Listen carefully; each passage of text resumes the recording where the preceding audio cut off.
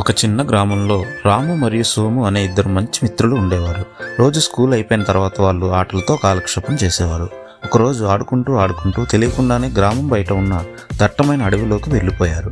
అడవిలో లోపలికి వెళ్ళిన కొద్దీ చుట్టూ వింత వింత శబ్దాలు వినిపించాయి. అప్పుడు వాళ్లకు ఒక వెలుగు మెరుస్తున్న చెట్టు కనిపించింది. ఆ చెట్టుపై ఉన్న పండ్లు ఎరుపు, ఆకుపచ్చ, బంగారు రంగులో మెరిసిపోతున్నాయి. ఇలాంటి పండ్లు ఎప్పుడు చూడలేదే అని రాము ఆశ్చర్యపోయాడు. బహుశా దేవతల పండ్లేమో, ఒకసారి తింటే ఏమవుతుంది అని సోము అన్నాడు. ఆసక్తితో ఇద్దరు ఒక్కో పండు తీసుకొని తిన్నారు. అంతే, ఒక్క క్షణంలో వాళ్ళ శరీరాలు తేలిగ్గా మారిపోయాయి. వాళ్ళు ఒకరినొకరు చూసుకొని భయపడ్డారు. అరే, మనం చిన్నపిల్లలు అయిపోయాం. అవును, ఇద్దరు బొమ్మలంత చిన్న పరిణామంలోకి మారిపోయారు. చుట్టూ ఉన్న గడ్డి వాళ్ళకంటే పెద్దగా కనిపించింది. చీమలు ఏనుగుల్లా అనిపించాయి.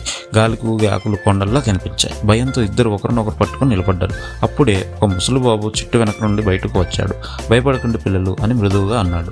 ఇవి పాఠం నేర్పే పనులు. పెద్దవాళ్ళు అయ్యాక చిన్నవాళ్ళ మాట విలువ మర్చిపోతారు కదా, అందుకే మిమ్మల్ని చిన్నవాళ్ళలా మార్చాయి. మరి మేము మళ్ళీ మామూలుగా ఎలా అవ్వాలి అని రాము అడిగాడు. ముసలిబాబు నవ్వుతూ మరో 2 పండ్లు చూపించాడు. ఇవి తింటే మళ్ళీ మామూలు అవుతారు. కానీ ఒక్క మాట గుర్తుంచుకోండి, ఎప్పుడు అహంకారం లేకుండా అందరినీ గౌరవించాలి అని చెప్తాడు. వాళ్ళు ఆ పండ్లు తిన్నారు. మళ్ళీ మామూలు పిల్లలు అయ్యారు. రాము, సోము ఇద్దరు ఆ అడవికి నమస్కారం చేసి గ్రామానికి తిరిగి వచ్చారు. ఆ రోజు నుంచి వాళ్ళు చిన్నవాళ్ళ మాటను గౌరవించడం, అందరితో వినయంగా ఉండడం నేర్చుకున్నారు.